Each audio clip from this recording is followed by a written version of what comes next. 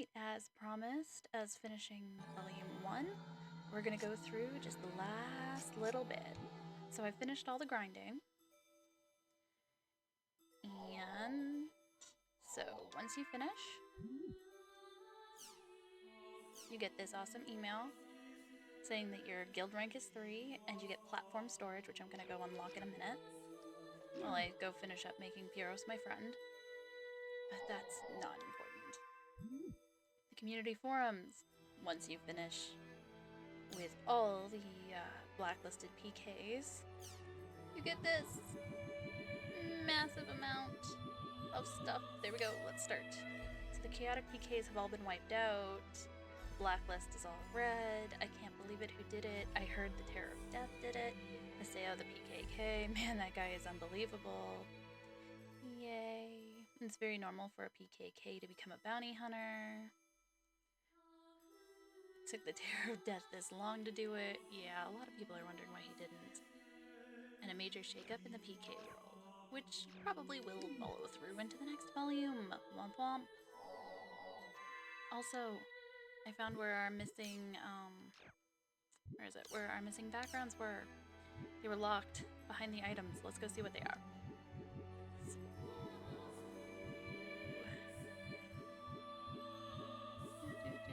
Where are they? Where'd they go? Oh, there we go. Aw, it's a cool art of Coon. Let's see, what else is there? We got one more to find in here somewhere. There we go. Oh, that's so cute.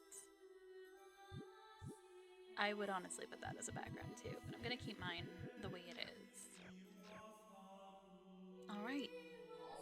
There's one last thing we have to do before officially logging out of Volume 1. That's right. It's time. The big reading. I'm so excited. So, the world is an MMORPG or massively multiplayer online RPG, enjoyed by many players around the world. We've already gone through this, and this pretty much explains everything we've already got explanations for. Our really cool bike. We don't get the gondolas. I'm sorry, guys. But at least they're there. But I did say we'd go through this. I'm not ready to do all this reading. My voice is gonna hurt by the end of this. Let's actually go through some of the other stuff as we go through before we do. So player characters can be humans. Look at that art. I love this art. Or beasts. Like these guys.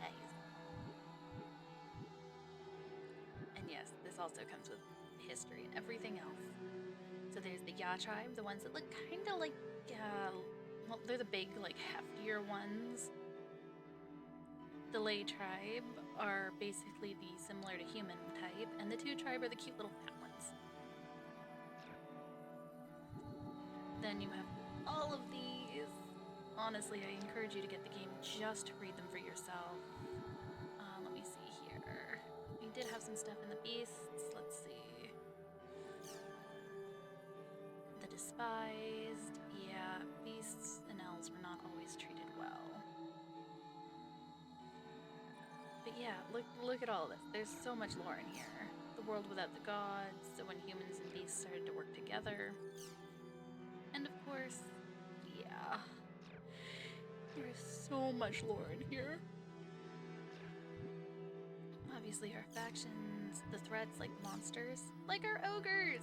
We have all of these now, so the Goblin Rookie, the Gun Giant, demons like the Angelic Gore, sea monsters like all those bad fish sticks, supernaturals like the Vac Juggler, those really cool broadsword dudes, the Ravenclaw Aviation. We've already fought like all of these, the Crumple Tree. Let's see, demon beasts like the Vac Fang, aka our good kitties. Mecha beasts like the Steam Shell. Dragons. I don't know how this is a dragon, but evil seahorse, okay. Let's see. And crustaceans, like the Ruby Cutter, or the Mooing Crabs. Oh, there's more in here. The Hecaton Foot. I love those guys. Their design's so great.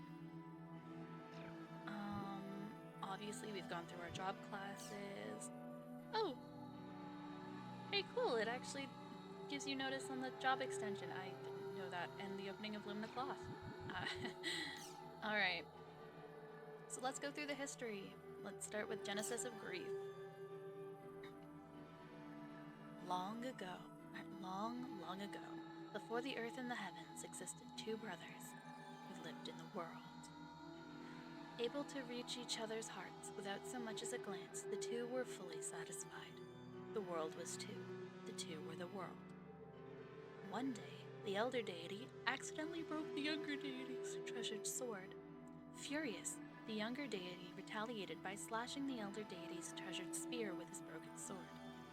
The spear was split in half, and the elder deity erupted in anger. And so, glaring at each other, one holding his broken sword, the other his broken spear, they fought. The war waged for 7 days and 7 nights. On the 8th day, the younger deity realized their foolishness and went to the elder deity to request a truce. But the elder deity, still blind with anger, saw this as an opening and thrust his spear. The spear pierced the chest of the younger deity and took his life. The younger deity's final breath became the heavens, and his fallen body became the earth. The foundation of blood erupting high and becoming... Oh my goodness, I cannot read, just like always. The fountain of blood erupted high and became the sun. The broken swords shattered and formed the moon and the stars in the heavens. Feeling great shame, the elder deity wept, his tears becoming rain that fell to the earth, forming oceans in its deep contours. From eternal tranquility, the world was set in motion. New life. The elder deity mourned the loss of the younger deity for many years, but eventually he grew accustomed to his sad, lonely life. One day, unable to bear his loneliness any longer, the elder deity removed one of his eyes and created a goddess. The new goddess looked at the elder deity and exclaimed, "Thou art handsome." And with her voice, the world was filled with sound. The elder deity and the new goddess gave names to each other. The elder deity received the name of Sol, the god of creation, and the goddess, Miulin, the goddess of harvest. Then the elder deity created the land of the dead in the darkest part of the world. He sealed the spirit of the younger deity and gave him the name Keranos, the Lord of the Dead. This was how all things were named and given a purpose. Sol gave birth to more gods and goddesses. Miulin gave the new gods names, and Sol gave them purpose.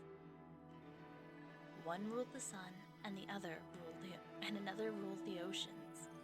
One ruled the weaving thread, and another the snows.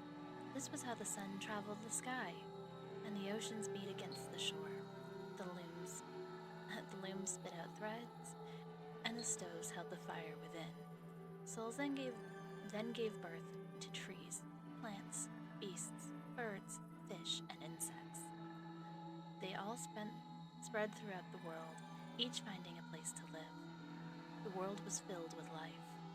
Last to be created were the elves. Sol created them in his image, and it was them he loved best. Sol asked all the gods and all creatures to grant the elves their blessing. Each god, goddess, and creature happily gave their blessing to the elves. As a result, the elves were faster, stronger, smarter, and more beautiful than any other creature, and moreover, they could speak the languages of all creatures. However, Keranos, the Lord of the Dead, withheld his blessing from the elves. Unaware of the darkness, the elves' hearts were ever wrapped in light. But because of it, they had an incredible innocence to them. The fools. The gods entrusted the earth to the elves and created their own realm in the heavens, known as Ericelatria, the City of Dawn. And so the elves ruled the earth and the gods ruled the heavens.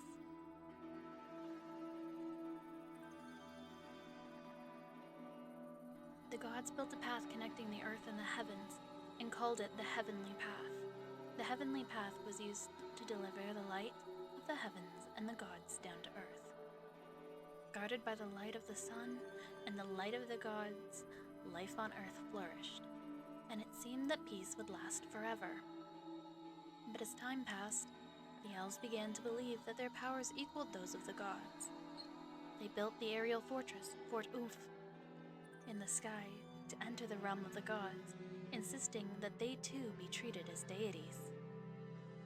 Sol was furious, and he took from the elves all that was good in them. The elves became slower, weaker, and uglier than any other creature. Miulin scorned these foolish creatures and named them humans. The despised. There were some who protested the treatment of the elves at the hands of the gods. There were the elves who had not wished to challenge the gods to begin with. These were the elves who had not wished to challenge the gods to begin with. They stormed the heavenly path and threw themselves before the gods, crying, "Why must you punish us when it was not we who drew our swords against you?" The gods answered, "That is true, but that is not the only sin." The elves asked again, "What do you mean by that, O gods?" The gods answered back, "Very well then. When your brethren raised their swords against us, where were you and what were you doing?" To that the elves replied, "We were at the altars praying to you, O our gods. We prayed that the fools who disobeyed you would receive your divine punishment." The gods retorted, "Were you not merely praying that your own lives be spared?" The elves' faces turned red, and they could not reply. Suddenly, the gods showed their anger. "You are more foolish than the fools who do not know their place. Lower even than the humans. From this day, you shall wear a mark showing your supposed innocence and piety." And just as this thundering judgment was made, each of the elves that gathered at the heavenly path began to transform. They grew tails, and their beautiful faces turned into those of beasts. When they saw how they had changed, they screamed in shame and disappeared into dark corners of the world. Grunties. Having lost their wisdom, humans brought war and chaos to the world. They had been reduced to creatures concerned only with domination, and so they commenced to make war on all other races. Sol gazed down in sadness at the ruined earth and decided to use the goodness that he had taken from the elves to create the race of Grunties. He dispatched them to return peace to the world. Aren't they cute?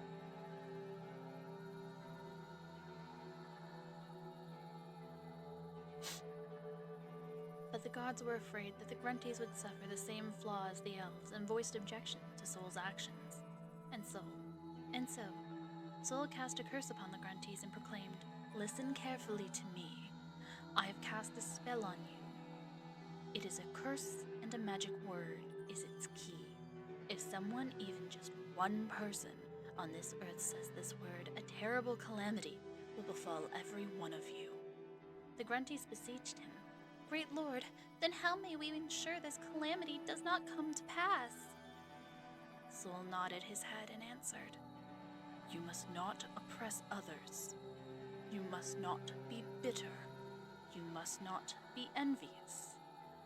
Have a good and pure heart and live your days peacefully." The secret word was told to all gods and all creatures except for humans. The gods were satisfied, and the Grunties were sent down to Earth.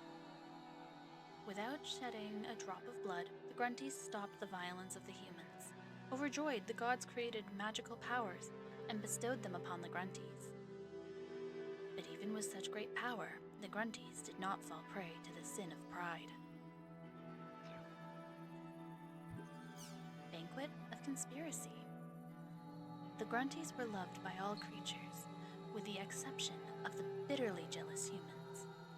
This was because all of the things that made Grunties so wonderful had once belonged to the humans. Humans began to look for Grunties' weaknesses and learned of the curse that Sol had cast on them. Overjoyed, the humans next set out to learn the secret word. But even the normally talkative monkey would not betray it. So the humans held a banquet and invited all the gods and creatures in order to fog their minds with drink. One after another, the guests became intoxicated until finally, only the snake, the strongest drinker, remained. The snake still would not divulge the secret word, so the humans brought out their strongest drink and gave it to the snake. As expected, the snake became drunk and told the secret word to the humans. The humans rejoiced and intoned the word. Immediately, the grunties lost their intelligence and found themselves unable to stand upright. The humans called them Huchipango and made them into their beasts of burden. Then they proceeded to rekindle their war against the other races. For telling the secret word, the snake was punished by having to forever crawl about the earth on its stomach. Path of Evil. The gods fell into despair over the humans' deeds. They created a great gateway called Morgu Barrow and blocked off earthly access to the heavenly path so that none could ever more enter heaven. Along with the sealing of the heavenly path, the light of the gods was also blocked from the earth.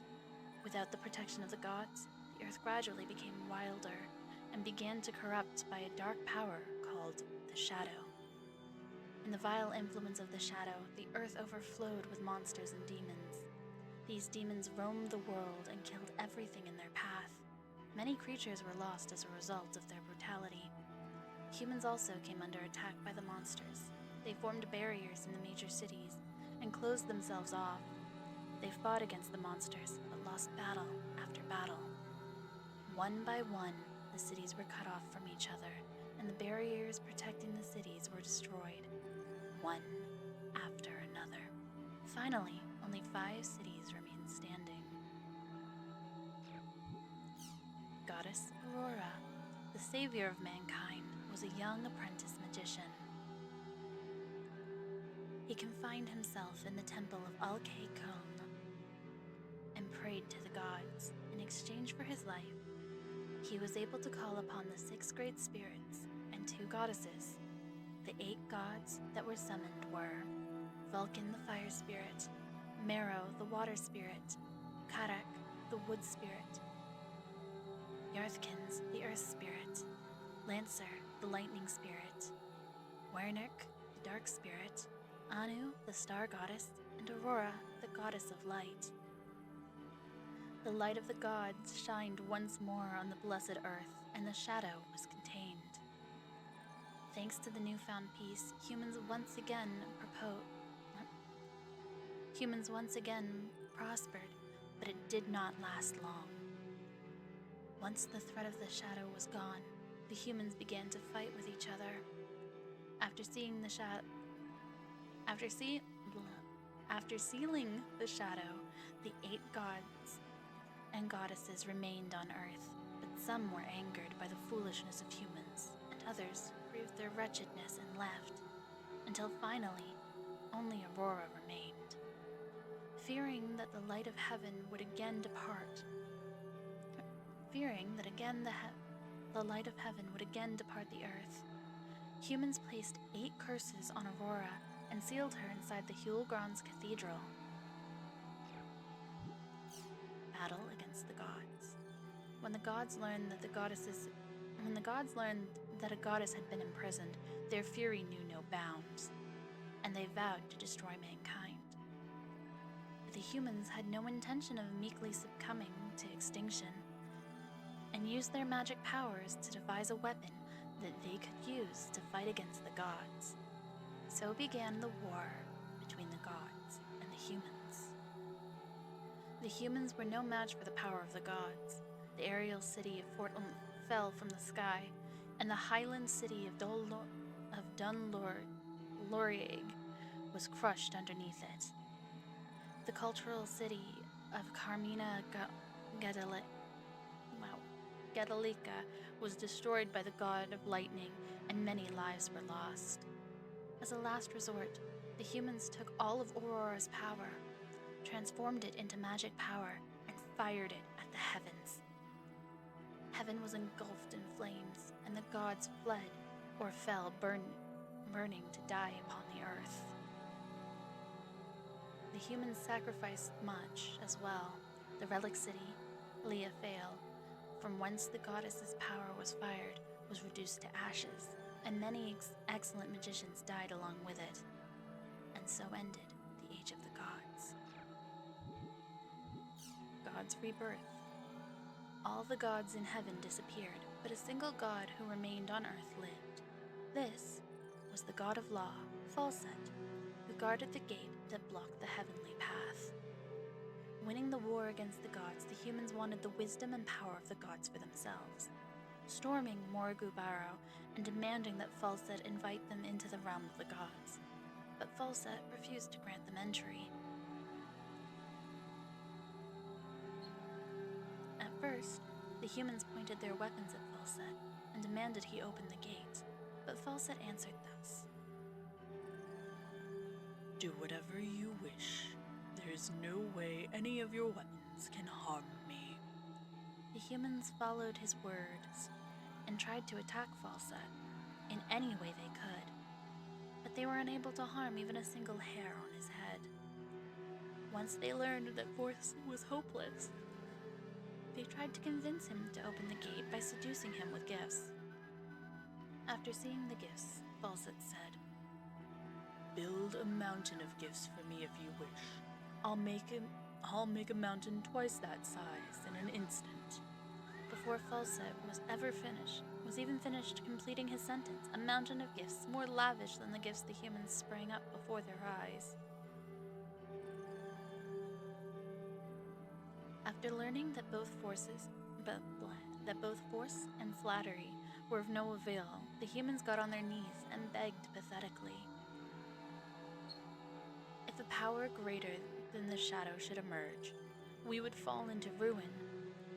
But if we could regain the wisdom and power that lies beyond this gate, we would be able to protect ourselves and not fight one another, so please, open the gate. Falset laughed and answered them. Was it not you who took up sword and shield and slew the gods?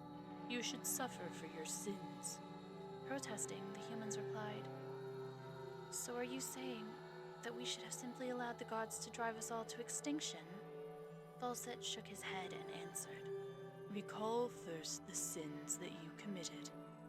Is it not just that sinners receive judgment? To this the humans could make no reply. Falset continued to speak. But all beings have the right to atone for their sins. Human, child of sin, if you want this gate opened, then bring back the lost gods. The gods will rise again, born from the dogma of believers. If they are true gods, then I will open this gate. Bring back what has been lost, and only then can you be pardoned. And so the humans argued over the gods' rebirth, and once again made war against each other.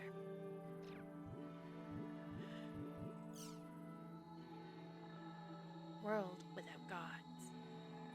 Without the gods, the world fell into stagnation. With none to command them, the sun stood in place, and the tides ceased to ebb and flow. The looms gave forth no thread, and the ovens no warmth. Mankind now had to perform all of these functions themselves. Despite these hardships, humans did not cease their wars with each other. Soon, they invented different types of magical tools to improve their lives. 10 years after the Great War with the gods, a researcher visited the ruins of Fort Umph. Many had avoided the ruins of Fort Umph, Leafal, Carmina Caldicia, and Dun Laurieg after the Great War in fear and hatred that they were haunted by the spirits of the dead gods and goddesses. This belief was further enhanced by the fact that most who set out to explore the ruins never came back. However, this particular research did return, and he brought along with him a creature with the body of a human and the head and tail of an animal. This creature was a beast. and beasts. At first, humans and beasts were friendly with one another. But while the beasts revered nature and the old ways, the humans were too innovative. It was the beasts who first discovered the creatures called chimchims. When the beasts saw the light of the gods in the chimchims, they decided to revere them as a legacy of the gods. But the humans captured the chimchims to research them and, after discovering a way to extract energy from them, used them to invent steam machines. The beasts protested this treatment, but the humans would not listen. As the humans' use of steam technology advanced, they abandoned magic as old and obsolete.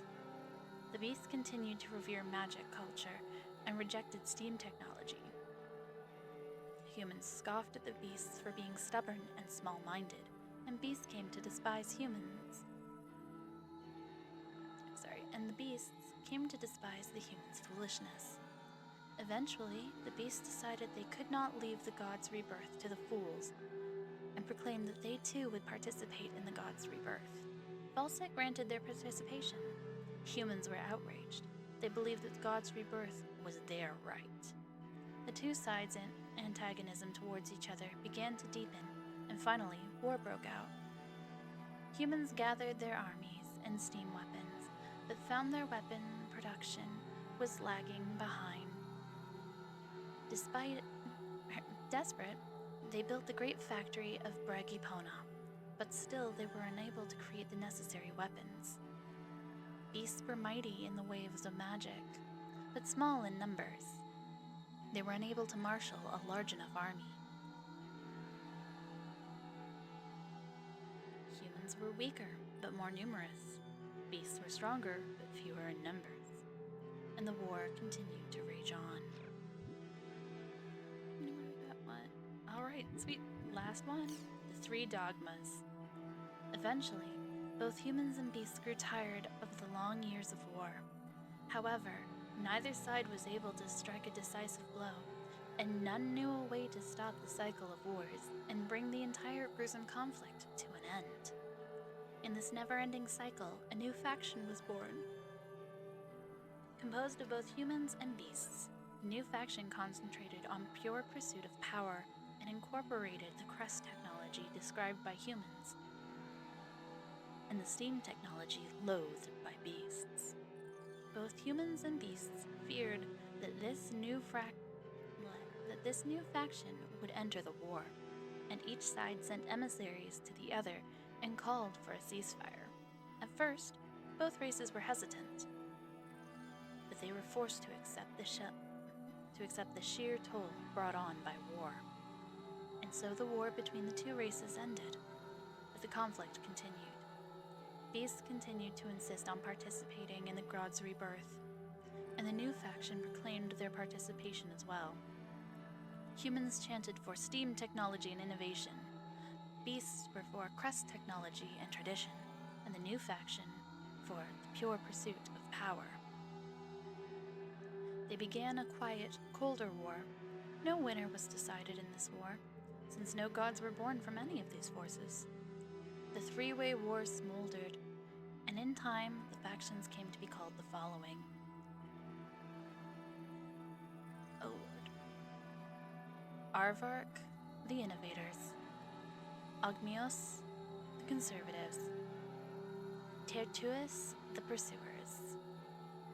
To this day, the three-way war knows no end, and it quietly drives the world ever closer to its doom. Alright, that's that. That is literally the history of the world that all of this game came to be. I probably butchered quite a few of the words, but hey, here we are. We have nothing to worry about going forward on this. I just cannot wait to show you guys into the rest of this. Next time we come back, we will see you in .hack Volume 2.